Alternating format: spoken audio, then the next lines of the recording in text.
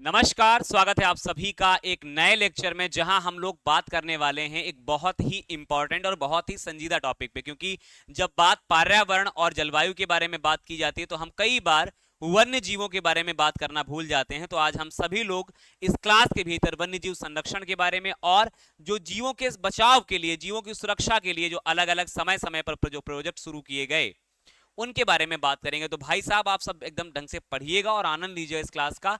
पीछे आपको बहुत सारे जानवर दिखाई दे रहे हैं, हम बहुत सारे क्या ही बहुत सारे आज इसी लेक्चर के भीतर हम सभी लोग बहुत कुछ समझने वाले हैं। चाहे वो फिर अपने हम बहुत सारे जीवों के संरक्षण के बारे में बात करें, या 1972 के वन्यजीव संरक्षण अधिनियम के बारे में बात करें, या फिर हम बात करें प्रमुख राष्ट्रीय उद्यानों के बारे में जो अलग अलग राज्यों में स्थित हैं। उन सभी के बारे में हम लोग बात करने वाले रहेंगे। तो चलिए बिना समय जाया करे आपसे सबसे पहले बात करेंगे जीवों के संरक्षण के बारे में। सबसे पहला अधिनियम भारत में कौन सा लाया गया उसके बारे में बात करेंगे। तो आपको पता है कि इन तमाम जीवों के संरक्षण के लिए सबसे पहली बार वाइल्ड लाइफ प्रोटेक्शन एक्ट 1972 में आया, जिससे कि भारत सरकार ने कुछ नियम कानून लागू किए। और वो नियम कानून इसलिए बनाए कि जीवों का संरक्षण किया जा सके, उनके ऊपर हत्या पर रोकथाम लगाई जा सके।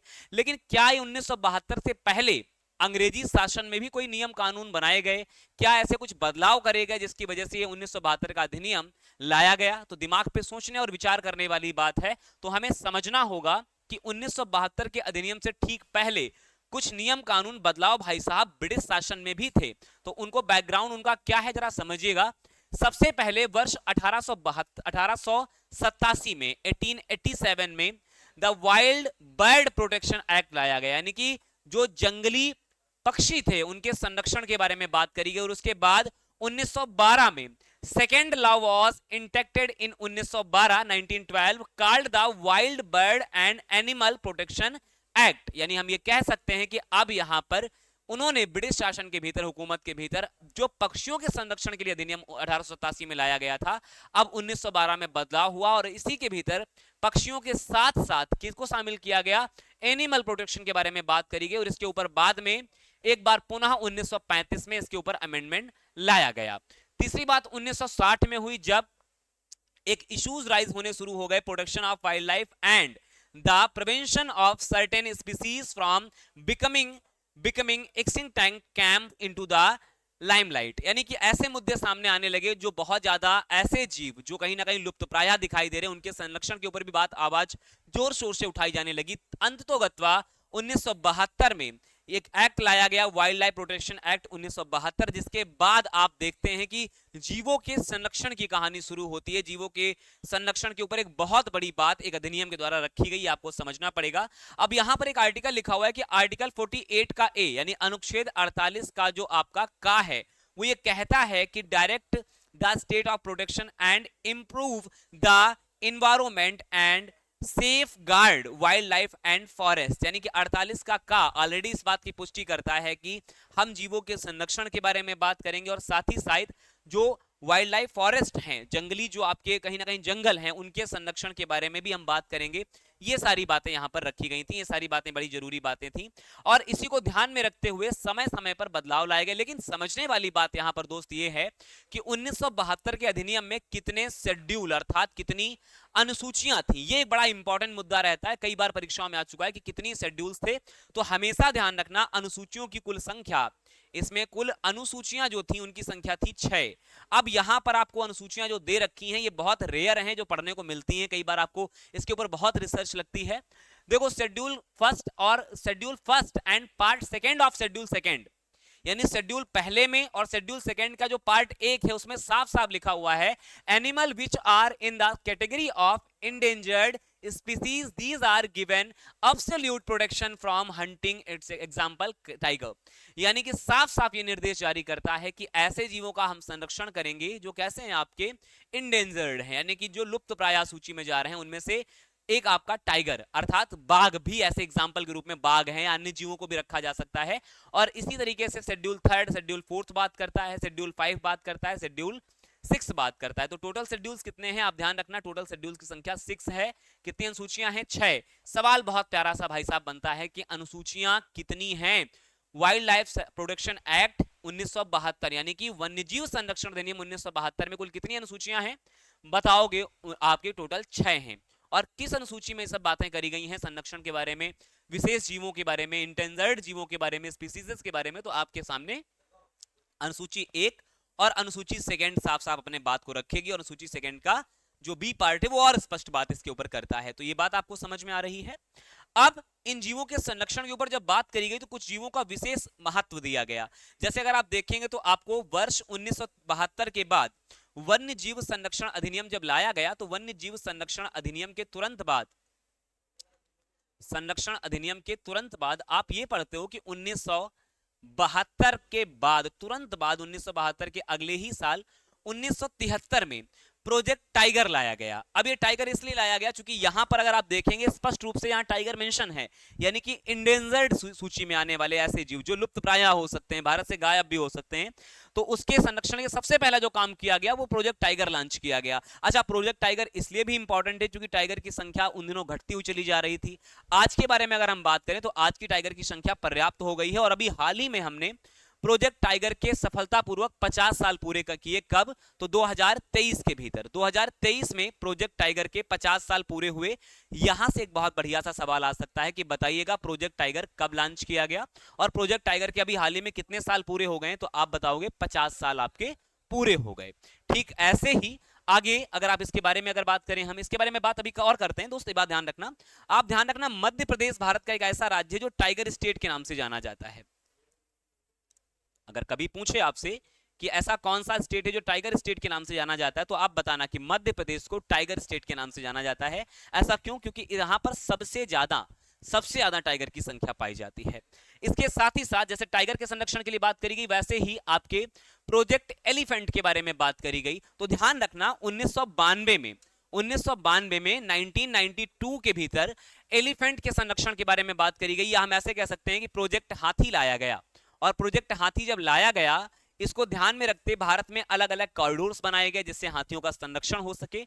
और 12 अगस्त को विशेष रूप से विश्व हाथी दिवस मनाया जाता है, पूरी दुनिया भर में मनाया जाता है। वो इसलिए मनाया जाता है कि हाथी हमारे जीवन, हमारे आसपास एक बहुत बड़ा महत्व रखते हैं। आपको बहुत हिसाब से समझना पड़ेगा। भारत के अलग अलग राज्यों में बहुत ज्यादा हाथी पाए जाते हैं, चाहे फिर केरल के बारे में बात करें या हम नॉर्थ ईस्ट के बारे में बात करें, ये बहुत जरूरी है। रेलवे के ट्रैक पर हाथियों को रोकने के लिए रेलवे ने, नॉर्थ ईस्ट रेलवे ने प्रोजेक्ट बी भी लॉन्च किया था। ये आपको ध्यान में रखना पड़ेगा कि प्रोजेक्ट बी किस लिए लॉन्च किया गया था, कि हाथी रेलवे ट्रैक पर ना आने पाए, इसके लिए प्रोजेक्ट एलिफेंट जब लॉन्च किया गया 1992 में, तो रेलवे ने भी प्रोजेक्ट बी लॉन्च किया था नॉर्थ ईस्ट रेलवे के द्वारा। हाथी मधुमक्खियों से डरते हैं, ऐसी उम्मीद लगाई जाती है कि जहां मधुमक्खियां भिनभिनाती हैं वहां पर हाथी आसपास नहीं आते हैं। तो ट्रैक से बचाव के लिए प्रोजेक्ट बी लॉन्च किया गया, तो मैंने साथ साथ इसको भी मेंशन किया है। आप अगर यहां देखेंगे हाथियों के बारे में, तो मैंने जैसा आपको बताया कि प्रोजेक्ट एलिफेंट लॉन्च कब किया गया, तो 1992 में, और अभी हाल ही में इसके 30 वर्ष पूरे हो गए हैं। और जब 30 वर्ष पूरे हो गए तो इसके ऊपर एक उत्सव मनाया गया जिसे मनाया गया गज उत्सव। 2022 में ये पूरे हो गए थे, लेकिन उत्सव 2023 में मनाया गया। गज उत्सव मनाया गया काजीरंगा नेशनल पार्क में। और काजीरंगा नेशनल पार्क आपको बहुत अच्छे तरीके से पता है कि काजीरंगा नेशनल पार्क कहां पर है, तो असम में है। कहां पर है दोस्त? असम में है। तो काजीरंगा नेशनल पार्क के भीतर राष्ट्रपति द्रौपदी मुर्मू जी ने इसका उद्घाटन किया था गज उत्सव का। ये बात आपको बहुत ध्यान में रखनी पड़ेगी। और इसके साथ ही साथ आपको ध्यान में रखना पड़ेगा, अगर मैं भारत के अंदर पॉपुलेशन के बारे में बात करूंगा तो 27,300 हाथी भारत में है, जबकि एवरेज वाइज पूरे वर्ल्ड वाइड अगर मैं बात करता हूं तो 28,100 हाथी हैं। तो आप समझ सकते हैं कि हाथियों की महत्ता भारत में कितनी ज्यादा है। अब हाथियों की महत्ता तो आप समझते हैं। हमारे हिंदू स्क्रिप्चर्स में, हिंदू कल्चर के अंदर हमने हर जीव को एक बहुत महत्व दे रखा है कि वो फलाने देवता की सवारी है या एक प्रमुख देवता की सवारी। इसलिए भी हम हाथी, शेर, चीता, गाय या और भी जीव हैं उनका संरक्षण करते हैं कि हमसे भूलवश फलाना देवी देवता की सवारी की हत्या ना हो जाए। तो ये हम अपने रिचुअल से जुड़े हुए भी हैं। साथ ही साथ अगर हम देखेंगे तो ये प्रोजेक्ट लायन के बारे में हम बात करने वाले हैं। प्रोजेक्ट लायन यहां पर लिखा दोस्त नहीं, लेकिन मैं मेंशन कर दे रहा हूं आपके लिए। प्रोजेक्ट जो लायन लाया गया था वो कब लाया गया, तो आप लिखोगे कि प्रोजेक्ट लायन सर कब लाया गया था, तो हम बताएंगे प्रोजेक्ट लायन आपका 2004 में आया था। प्रोजेक्ट लायन बेटा 2004 में लाया गया, इसको हिसाब से लिखिएगा, दिखाई दे रहा है आप सभी को। 2004 में प्रोजेक्ट लायन लाया गया, इसको आप लोग जरूर लिख लीजिएगा। अब इनकी पॉपुलेशन में आपको पता है कि भारत में जो गिर नेशनल पार्क है, गिर नेशनल पार्क है, वो एक ऐसा नेशनल पार्क है जहां पर सबसे ज्यादा क्या देखने को मिलते हैं, सिंह देखने को मिलते हैं, आपको पता होना चाहिए। अगर 2018-19 के बारे में बात करोगे तो इनकी संख्या 366 थी। ठीक, दूसरी बात 19-20 में अगर देखोगे तो इनकी संख्या 282 यानी घटी। और 20-21 में संख्या में उछाल हुआ 463। इनकी अभी तक आबादी 2020-21 में ज्ञात है। नया सेंसेक्स जब आएगा तो नए सेंसेक्स के बारे में हम बात करेंगे। आमतौर पर अमूमन इनका सेंसेक्स लगभग 2 सालों में 4 सालों पर जारी होता रहता है। खैर, इसके अतिरिक्त अगर हम बात करें, ये आपको दिखाई देगा, राइनो के बारे में आपको पता है। गैंडे के बारे में बात करते हैं तो जो प्रोजेक्ट गैंडा लाया गया, ये लाया गया 2005 में। प्रोजेक्ट गैंडा 2005 में लाया गया और ये माना जाता है कि अप्रॉक्स 1900 जो आपके गैंडे हैं वो भारत में पाए जाते हैं, और वर्ल्ड वाइड अगर इनकी पॉपुलेशन देखोगे तो 3600 पॉपुलेशन इनकी देखी जाती है। अब यहां पर आपको एक सींग वाला गैंडा दिखाई दे रहा है। ये एक विशेष संरचना है, ये एक संरचना कहलाती है एक सींग वाला गैंडा। एक सींग वाला गैंडा, आपको पता होना चाहिए कि एक सींग वाला गैंडा आपका असम के काजीरंगा में बहुत विधिवत पाया जाता है। ये बहुत बहुत प्रसिद्ध है और बहुत ज्यादा पेपर में पूछा जाता है। ये विशिष्ट है और भारत में विशिष्टता के कारण बहुत ज्यादा इंपॉर्टेंट रोल भी प्ले करता है। बहुत पेपर में पूछा जाता है कि एक सींग वाला गैंडा कौन से नेशनल पार्क में पाया जाता है, तो बताइएगा। काजीरंगा में। विशेष रूप से ये पश्चिम बंगाल तक टहलते हुए दिखाई देते हैं, तो ऐसा बिल्कुल नहीं कह सकते कि केवल असम पर निर्भर है। असम और पश्चिम बंगाल में भी देखिए, लेकिन नेशनल पार्क जब कभी पूछेगा तो सवाल बदलेगा। सवाल बदल करके हमसे पूछा जाएगा कि काजीरंगा नेशनल पार्क में ये पाया जाता है। ऐसे ही अगर आप देखेंगे तो गैंडे के बारे में कुछ विशिष्टता यहाँ पर दी गई हैं, और सारी बातें किस तरीके से गैंडे की विशिष्टता है, अलग अलग भारतीय गैंडा जो होता है उसके बारे में अलग अलग थ्योरी है। लेकिन विशेष रूप से जो एक सींग वाला गैंडा है ये अपने आप में एक बहुत महत्ता रखता है। क्या इतनी बात सबको समझ में आ गई है? हमने जितनी भी बातें डिस्कशन करी, चाहे वो वाइल्ड लाइफ सेंचुरीज के बारे में बात करी हो या हम प्रोजेक्ट्स के बारे में बात करना चाहें, जितने भी प्रोजेक्ट्स, चाहे वो लायन हो या प्रोजेक्ट राइनो के बारे में हो, प्रोजेक्ट एलिफेंट हो या प्रोजेक्ट टाइगर हो, और वाइल्ड लाइफ सेंचुरी एक्ट के बारे में हमने विधिवत जाना, कितने शेड्यूल्स होते हैं, कैसे कैसे क्या बातें कहां कहां करी गई और उसका पुराना इतिहास क्या है। मुझे उम्मीद है आपको ये लेक्चर्स पसंद आ रहे होंगे। आज आपका ये दूसरा ही लेक्चर है और आगे भी हम काम करेंगे। इसके बाद हम बात करेंगे प्रमुख जो नेशनल पार्क है, उनको एक बहुत क्रम तरीके से लगा लेते हैं और फटाफट से पढ़ेंगे, गौर करेंगे एक एक बात के बारे में। तो आपको दिखाई देगा जिम कॉर्बेट नेशनल पार्क। अच्छा, जिम कॉर्बेट नेशनल पार्क यहां लिखा हुआ है, आपको बहुत अच्छे तरीके से पता है कि जिम कॉर्बेट नेशनल पार्क का पुराना नाम क्या है, तो आप कहते हो Hailey National Park. Hailey National Park. और आज की डेट में अगर इसका नेशनल पार्क का नाम देखोगे तो रामगंगा नेशनल पार्क नाम है। रामगंगा नेशनल पार्क इसका नाम है, और यह भारत के पुराने राष्ट्रीय उद्यान के रूप में जाना जाता है। कहां है? उत्तराखंड में है। रामगंगा नाम क्यों पड़ा? क्योंकि रामगंगा नदी इसके बीच से होकर के बहती है। इसके अलावा उत्तराखंड में ही आपका है राजाजी राष्ट्रीय उद्यान, ये भी बड़ा इंपॉर्टेंट है। इसके अलावा दुधवा प्रदेश का इकलौता, यानी उत्तर प्रदेश का एकमात्र आपका क्या है, ये नेशनल पार्क, इसके बारे में ध्यान रखना। यूपी का एकमात्र नेशनल पार्क है, ये भी आपको समझना पड़ेगा। इसके अलावा चंद्रप्रभा अभ्यारण्य, ये यूपी में है, ये अभ्यारण्य है, ये बात ध्यान रखना, यूपी के भीतर। इसके अलावा अगर हम बात करते हैं तो आपको दिखाई देगा नल सरोवर अभ्यारण्य। जो नल सरोवर अभ्यारण्य है आपका, वो कहां पर है? गुजरात राज्य के भीतर है। ऐसे ही आपका देखोगे गिर नेशनल पार्क, ये आपका गुजरात में, जहां पर सिंहों की शक्ति या सिंहों की संख्या सबसे ज्यादा आपको दिखाई देगी। तो एशियाई सिंह सर्वाधिक कहां दिखाई देते हैं? तो आप बता सकते हो कि एशियाई सिंहों की सर्वाधिक आबादी यहीं पाई जाती है। ऐसे ही सोमेश्वर अभ्यारण्य कहां है? तो आप बताओगे कर्नाटक में है। बांदीपुर राष्ट्रीय उद्यान कहां है? यह भी आपका कर्नाटक में है। खूब पूछा जाता है कि बांदीपुर राष्ट्रीय उद्यान कहां पर है। इसके अलावा आप देखेंगे तो तुंगभद्रा के बारे में बात कर रहा है। तुंगभद्रा कहां पर है? तो आप बताइएगा कि तुंगभद्रा जो आपका है, तुंगभद्रा आपका कर्नाटक के भीतर है। कहां पर है? कर्नाटक के भीतर है। कांवला वन्यजीव अभ्यारण्य के बारे में बात करें तो ये आपका कहां पर है? आप बताओगे आंध्र प्रदेश में। ऐसे ही पाखल वन्यजीव अभ्यारण्य अगर आपसे पूछा जाए तो आप बताओगे ये भी आंध्र प्रदेश में। आमतौर पर कोशिश करो जो आपको आते हैं उनके ऊपर आप कम फोकस करें, जो नहीं आते हैं और थोड़ा सा ट्रिकी क्वेश्चंस हैं उनके ऊपर ज्यादा काम करो आप सभी लोग, जरूरी है वो सब। इसके अलावा काजीरंगा हमने अभी बात करी कि एक सींग वाले गैंडे के लिए असम में बहुत प्रसिद्ध है और खूब सारे सवाल यहां से बनते रहते हैं। इसके अलावा भी अगर हम बात करें तो आपको दिखाई देगा मानस राष्ट्रीय उद्यान। मानस के अलावा ये तांसा है। मानस के अलावा हम और भी लिख सकते थे। मानस के अलावा हम लिख सकते थे यहाँ पर रायमोना है, रायमोना नेशनल पार्क भी यहीं पर है। रायमोना नेशनल पार्क कहाँ? यहीं पर है। देहिंग पटकाई भी यहीं पर है। देहिंग पटकाई भी यहीं पर है। मैं कह सकता हूं यहां पर कि यहां पर नेशनल पार्क एमपी के बाद सर्वाधिक आपको देखने को मिल जाएंगे। और भी हैं, हम बात करेंगे। डिब्रू सेखावा भी यहीं पर आपको दिखाई देगा। खैर, इसके अलावा हम तांसा अभ्यारण्य के बारे में बात करें तो ये महाराष्ट्र के भीतर है। ऐसे ही बोरीवली कह लो या बोरीवली कह लो, ये भी बेटा आपका कहां पर है? महाराष्ट्र में ही है। एक पेंच नेशनल पार्क है, हो सकता है भी आपको आगे मिलेगा।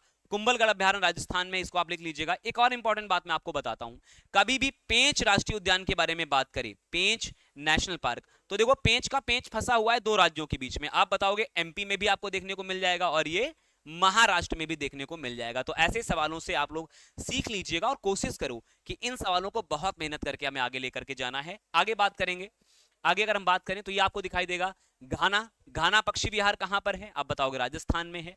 इसके अलावा रणथंभौर, ये भी राजस्थान का प्रमुख है। इसके अतिरिक्त भरतपुर जो बहुत फेमस है वो भी राजस्थान में ही है।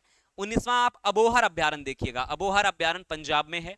इसके अलावा एक और पूछा जाता है सुल्तानपुर, ये यहां मत लिखिएगा, मैं इसको यहां लिख दे रहा हूं, सुल्तानपुर, सुल्तानपुर नेशनल पार्क।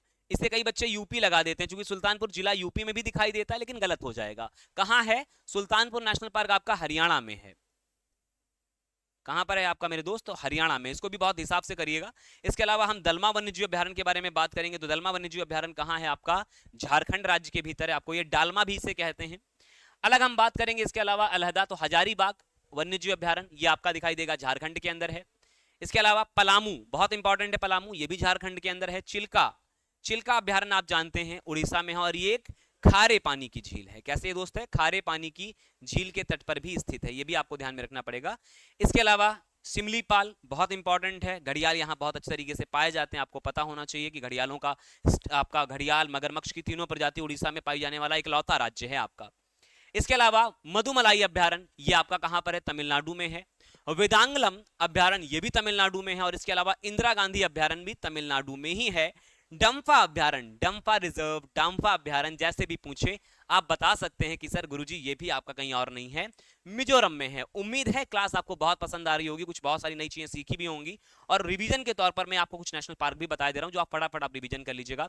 पेंच राष्ट्रीय उद्यान मध्य प्रदेश में, मैंने आपको बताया कि ये कुछ, इसका कुछ हिस्सा महाराष्ट्र में भी आपको देखने को मिलेगा, तो हम ये नहीं कह सकते कि केवल और केवल मध्य प्रदेश में। जैसा विकल्प आपको मिले वैसा आंसर करिएगा। कान्हा राष्ट्रीय उद्यान मध्य प्रदेश में है। बांधवगढ़ ये भी आपका मध्य प्रदेश के भीतर ही आपका अवस्थित है।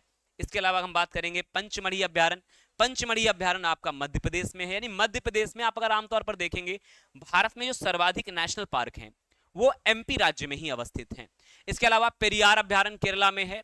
परम्बिकुलम अभ्यारण्य भी केरला में है। दाचीग्राम राष्ट्रीय उद्यान जम्मू कश्मीर के अंदर है। इसके अलावा किश्तवाड़ा राष्ट्रीय उद्यान भी जम्मू कश्मीर के भीतर ही है। किश्तवाड़ा कई बार आप लोग गलत करते हैं, गलत नहीं करना है। वापस आते हैं राजीव गांधी अभ्यारण्य, इसका पूर्व नाम नागरहोल राष्ट्रीय अभ्यारण्य भी है, ये भी कर्नाटक के अंदर है। इसके अलावा पखुई वन्यजीव अभ्यारण्य अरुणाचल प्रदेश में है, इसे स्टार लगा लीजिएगा, इस समय बहुत चलन में इसका बना हुआ है। इसके अलावा सुल्तानपुर झील अभ्यारण्य नेशनल पार्क भी है, हरियाणा, हमने पहले इसके बारे में बात करी, आपको अच्छे तरीके से इसके बारे में याद होगा। आगे हम बात करें रोहिला राष्ट्रीय उद्यान, ये हिमाचल प्रदेश के भीतर है, ज्यादा समय हम आपका नहीं लेंगे। इसके अलावा ये भी ध्यान रखना, रेणुका जी बांध परियोजना बहुत चर्चित भी नहीं रही, विवादित बनी रही है, 6 राज्यों को पानी पहुंचाएगी, ये भी आपका हिमाचल प्रदेश में ही है, रेणुका जी बांध परियोजना। आगे और बातें करेंगे और बिंदुओं के ऊपर, तो आपको दिखाई देगा भगवान महावीर उद्यान कहां पर है, गोवा में है। लेकिन सवाल बदल दिया जाए और यह कह दिया जाए कि महावीर अभ्यारण्य कहां पर है, तो उत्तर प्रदेश के ललितपुर में भाई साहब स्थित है। ये भी एक बहुत ज्यादा पेचीदा सवाल पूछा जाता है, कई बार मतभेद होते हैं, कई बार गलतियां हमसे निकल करके आती हैं, ये भी आपके लिए बहुत जरूरी बात है, मुझे लगता है आप लोग अच्छे तरीके से कर लेंगे। इसके अलावा अगर हम बात करें तो नोंगर वाइलम अभ्यारण्य ये मेघालय के भीतर है। अगर हम बात करें केबुल लामजाओ राष्ट्रीय उद्यान मणिपुर में, और भारत का एकमात्र